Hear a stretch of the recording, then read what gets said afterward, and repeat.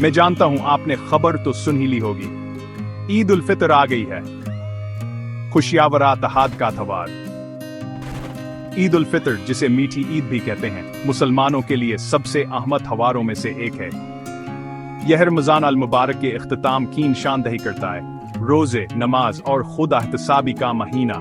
इस्लामी कमरी कैलेंडर के पहले दिन शवाल की पहली तारीख को मनाई जाने वाली ईद उल फितर सिर्फ एक त्योहार से कहीं ज्यादा है। यह एक रूहानी जश्न है। अल्लाह ताला का शुक्र अदा करने का वक्त है। कहानों ने हमें रमजान में रोजे रखने और नमाज पढ़ने की ताकत दी। यह माफी, रहमत और इत्तेहाद का त्योहार भी है।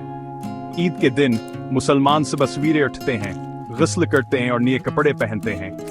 वो ईदगाह या मस्जिद में खुसूसी नमाज के लिए जाते हैं।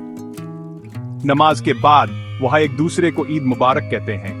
वह रिश्तेदारों और दोस्तों से मिलते हैं, तहाइफ का तबादला करते हैं और खुसूसी दावतें करते हैं। एक अहम रवायत गरीबों और जरूरतमंदों को ज़कात फितर देना है। यह ज़कात ईद के नमाज से पहले अदा की जाती है। ईद उल फितर हमें सब्र, ज़ब्त नफ्स और हमदर्दी सिखाती है। यह हमें याद दिलाती है कि हमेशा जरूरतमंदों की मदद करें। यह त्योहार इत्तेहाद और भाईचारे को फरोग देता है। ईद खुशी और जश्न का वक्त है, खास तौर पर बच्चों के लिए जूने कपड़े और तहाइफ हासिल करते हैं। यह एक ऐसा त्योहार है जो हमें मुस्बत रहने और दूसरों के साथ मेहरबान होने की याद दिलाता है। यह हमें खानदान और दोस्तों के साथ लम्हात को अजीज रखने और मोहब्बत और खुशी फैलाने का दर्स देती है। ईद मुबारक। अल्लाह करे कि ये ईद सबके लिए अमन, खुशी और खुशहाली लाए।